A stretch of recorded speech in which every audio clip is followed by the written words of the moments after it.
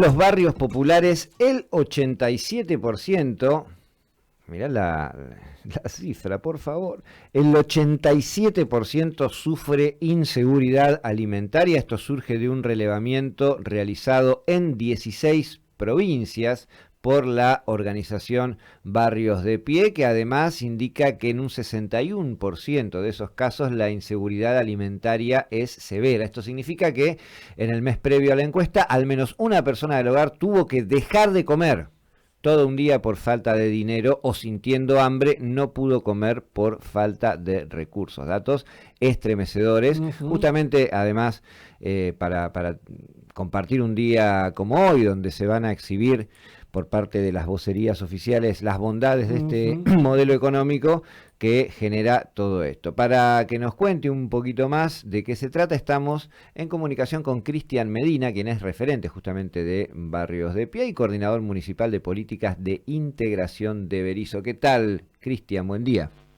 Buen día, ¿cómo están? Muchas gracias por llamar y saludar a toda la audiencia también.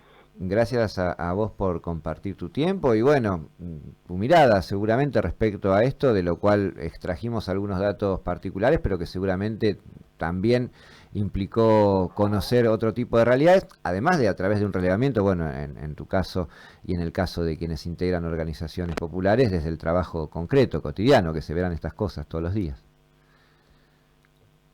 A veces cuando vemos los números, como los comentaste recién vos, pareciera que no hace mucho más, no hace falta agregar mucho más. Si el 87% de los hogares que encuestamos en 16 provincias, todo el país, que son más de 3.000 hogares con distintos grupos familiares, presentan inseguridad alimentaria, quiere decir que este modelo nos está llevando definitivamente a lo que decimos un genocidio social por goteo, porque sabemos que cuando se involucra la cuestión alimentaria, cuando las personas no pueden acceder a lo mínimo que es alimentarse, es cuando empiezan a desencadenarse todas las problemáticas sociales que vienen después. No hay nada más primordial que el alimento. Y como decía, el 80% de esos hogares presentaron una situación severa, que quiere decir que por lo menos una persona que habita en ese hogar no se alimenta en todo el día, producto de no alcanzarle el dinero, producto de priorizar que se alimenten los menores o los jubilados o las personas que tengan situaciones incluso más delicadas de mayor vulnerabilidad antes de comer uno mismo. Es un cóctel explosivo que como las que lleva adelante este gobierno nefasto. Los resultados son los mismos, es hambre para el pueblo. Cristian, en este contexto que imagino que es muy complicado en todo el país, lo que tenemos más cerca, en el metro cuadrado, podríamos decir, ¿cómo nos podrías describir la situación de Berisso, que es donde vos trabajás? Mira, todavía, digamos, el número fino de cada distrito no tenemos, sino que lo tenemos más bien en general, pero sí lo que podemos ver es a simple vista que no es muy alejado a esta media, digamos, que se da en todo este trabajo que realizamos de la organización. Afortunadamente, lo que es el gobierno de la provincia de Buenos Aires, está la asistencia alimentaria con la mercadería, a diferencia de lo que pasa con el gobierno nacional, que desde que asumió recortó toda la asistencia por ahora justo un año que se cumple, pero los esfuerzos a veces parecen ser insuficientes, porque si bien desde el municipio, desde la provincia, en articulación con los movimientos populares, distintas expresiones y espacios territoriales, la vamos tratando de paliar esa situación, tenés una demanda cada vez mayor en los centros comunitarios, en los comedores, en las ollas populares. Lo que hace el gobierno nacional es perverso, porque en el año que aumenta la demanda alimentaria en los barrios populares, recorta la mercadería, haciendo que comedores tengan que cerrar, para después ellos decir que son comedores fantasmas, que por eso no lo asisten. Claro. Entonces terminan haciendo esa... A ver, vamos a Bueno, no te estamos escuchando. Vamos a reiniciar la llamada por otra vía, si te parece, Cristian. De hecho, creo Sí, que ya no creo hay que ahí ya la llamada. estamos perdiendo, exactamente. Estamos charlando con Cristian Medina, que es referente de Barrios de Pie, Región Capital, de Somos Barrios de Pie, Región Capital, y también es coordinador municipal de políticas de integración en el municipio de Berisso. Nos dicen ahí Ahí que ya lo tenemos. recuperamos, nos parece, la comunicación. Hola, Cristian. Sí, ahí estoy, Ahí en el lo aire. escuchamos Ahí te escuchamos mucho mejor. muchísimo Porque mejor. no sé qué habrá pasado, porque yo justo estoy llegando a un espacio nuestro en un barrio y a veces la señal está Se media complica. complicada. Sí, sí, sí. Sí, estábamos hablando y me parece que es algo muy significativo de cómo queda en foco la cuestión alimentaria, tal vez como uno pocas veces recuerde antecedentes, como herramienta de desarticulación, es decir, pensar la función del alimento no como una asistencia en situaciones de pobreza, sino como algo que puede ser funcional a la organización popular, por ejemplo, en un comedor, entonces lo retiramos, aunque la gente no coma. Hay ahí todo un juego, es más, tener alimentos y guardárselos, no repartirlos. Esto de pensar el alimento como una herramienta de presión, digamos, cuando históricamente en marcos de política que podían gustar más o podían gustar menos, era una estrategia de contención o de parche, o bueno, se le podría plantear otra cantidad de carátulas. ¿Cómo se maneja eso? Bueno, en tu caso vos tenés además la experiencia de la organización social y de la gestión desde un espacio institucional. ¿Cómo se lidia con esta nueva realidad? Incluso desde lo discursivo, ¿no? Cuando aparece el alimento como rehén de una política.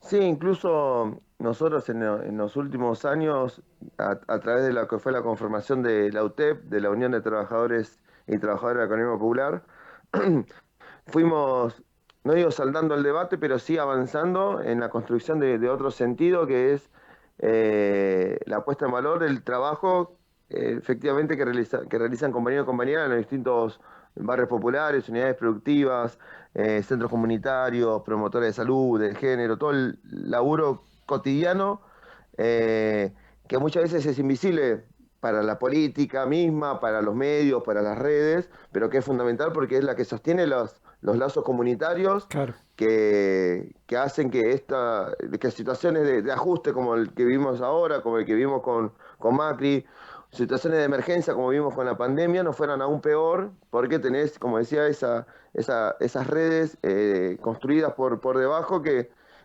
contienen, que sostienen. Pero, como decías recién, entramos en ese juego perverso que propone el gobierno de estigmatización, de persecución a los movimientos populares, de echar la responsabilidad de la pobreza a los que sufren la pobreza. O Sí, sea, sí. los pobres son los culpables de ser pobres.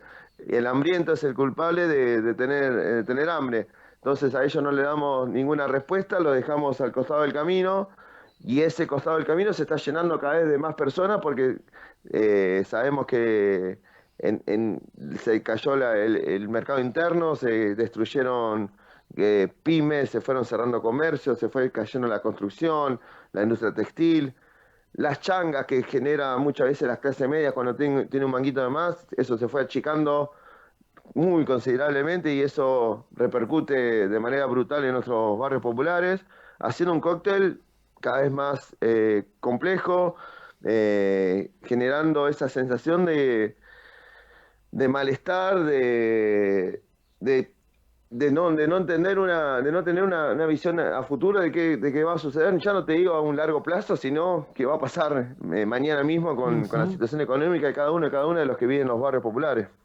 Cristian, ¿cómo está la situación para las organizaciones populares que laburan en el territorio, pensando en cómo el gobierno ha criminalizado, ha perseguido, ha generado herramientas jurídicas para correrlos de la calle? Digo, un momento donde desde el gobierno nacional se han impulsado muchas medidas contra los movimientos populares que laburan en los barrios.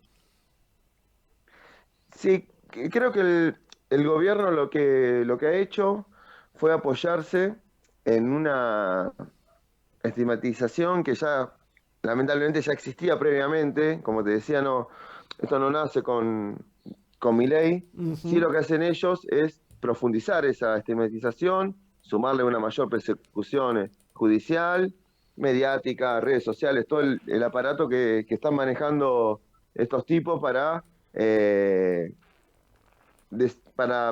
todo para marcar la cancha a los que saben que podemos estar en movilizaciones, llevando adelante planes de lucha, denunciando los efectos y las consecuencias del modelo de miseria planificada que están llevando adelante.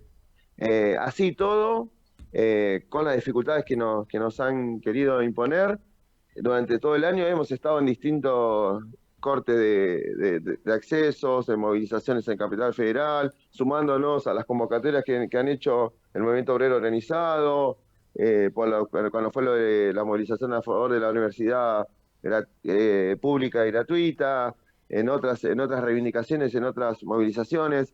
Por ejemplo, mañana vamos desde UTEP y junto a otros movimientos populares y sociales vamos a llevar adelante también una jornada federal de lucha, acercándonos a supermercados, a hipermercados, para que tratar, como decía, de poner en el foco la discusión de quiénes son los verdaderos responsables de esta situación, que no son los pobres, no son los hambrientos, sino es el gobierno nacional que impulsa estas políticas de ajuste, con complicidad de una parte importante de los sectores concentrados de la economía que se han favorecido durante tantos años con aumento de precios, con el control casi absoluto de los productos que se ponen a la venta, generando en algunas situaciones de monopolio, oligopolio, de no abrir realmente el mercado para que la población pueda tener distintas opciones de compra de productos. Porque, como decían, nosotros queremos dar vuelta la discusión y decirle, no, la responsabilidad no pasa por los pobres, no pasa por los barrios populares, que en definitiva muchos vecinos y vecinas, compañeros y compañeras de los barrios populares han votado a este gobierno, creían que ese ajuste que iba a pagar la casta realmente iba a ser así, pero ahora estamos viendo que después de un año con tarifazos, con aumento de transporte, con los alimentos más caros de gran parte de los países, ni siquiera estamos hablando de la región, sino a precios mucho más altos que en Europa, con salarios que están pulverizados, se dieron cuenta o van viendo que fue una estafa electoral lo que planteó Milei el año pasado y que ahora tenemos las consecuencias nefastas que estamos viviendo. Cristian, muchísimas gracias. La última, al menos por mi parte, uniendo las dos cosas que estábamos charlando, ¿no?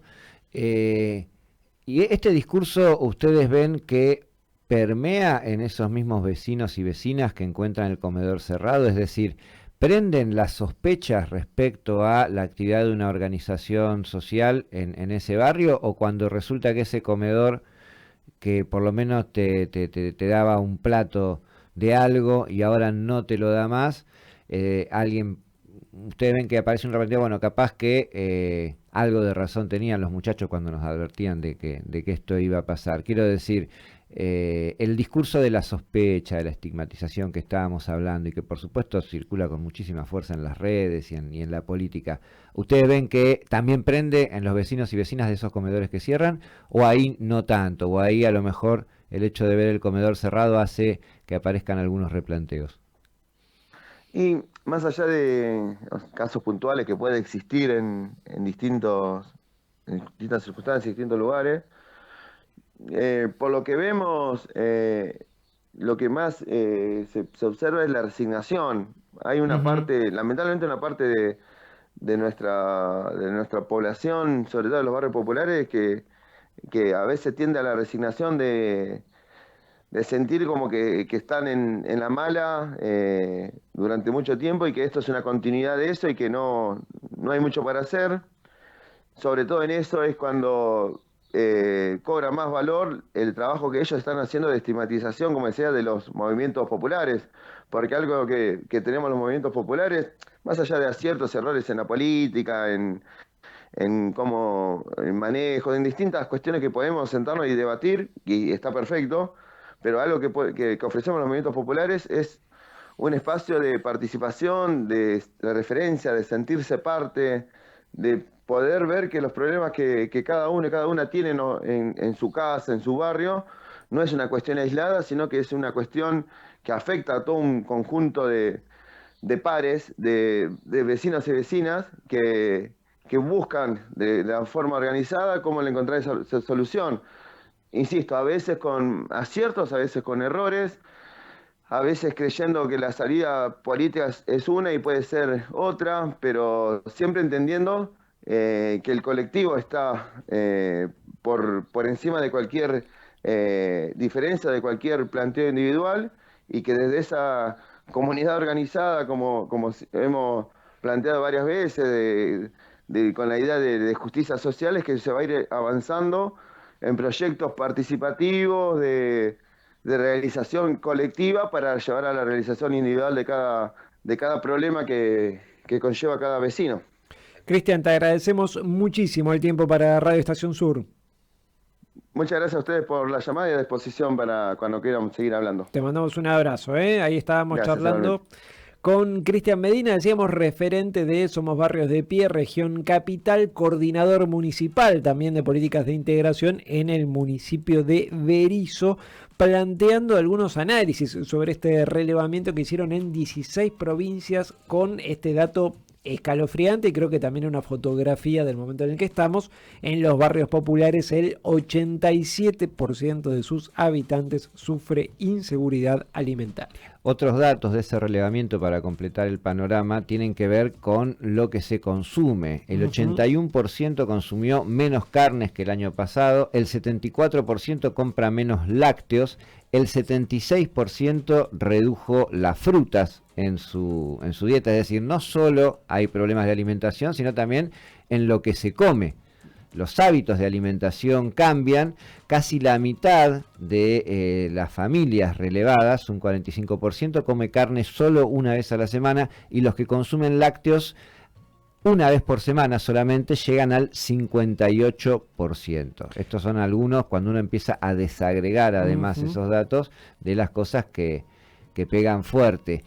Y el 97% de quienes sufren inseguridad alimentaria, o sea, del total, recordás a ese 87%, de ahí está endeudado. Esto relacionándolo con algunas otras charlas y entrevistas que hemos mantenido en la radio respecto a la política de endeudamiento a través de sistemas de créditos, de billeteras electrónicas, de tarjetas de crédito en el caso de la clase media, que se van pedaleando y piloteando para adelante, o sea que a la inseguridad presente le sumas un endeudamiento que te va comprometiendo al mediano. Y eso en el mejor de los casos cuando estás dentro de un sistema más o menos formal, cuando no tenés que acudir al tranza del barrio que tiene ahí como su línea de crédito paralela. Entiendo que la categoría comprende eso. Claro, o sea, después hay que hablar de todo un sistema que funciona por afuera de la formalidad, donde se pone realmente más difícil ahí endeudarse ahí, deber, realmente una situación que es cada vez más compleja y que me parece que es muy importante, o sea, tener presente siempre, pero particularmente en este día donde probablemente tengamos grandes alabanzas al modelo económico. La pregunta que se les hace puntualmente a los entrevistados es si tuvieron que pedir prestado para pagar sus gastos, más allá de qué manera lo hicieron. Claro. El 97% de quienes están dijeron sí.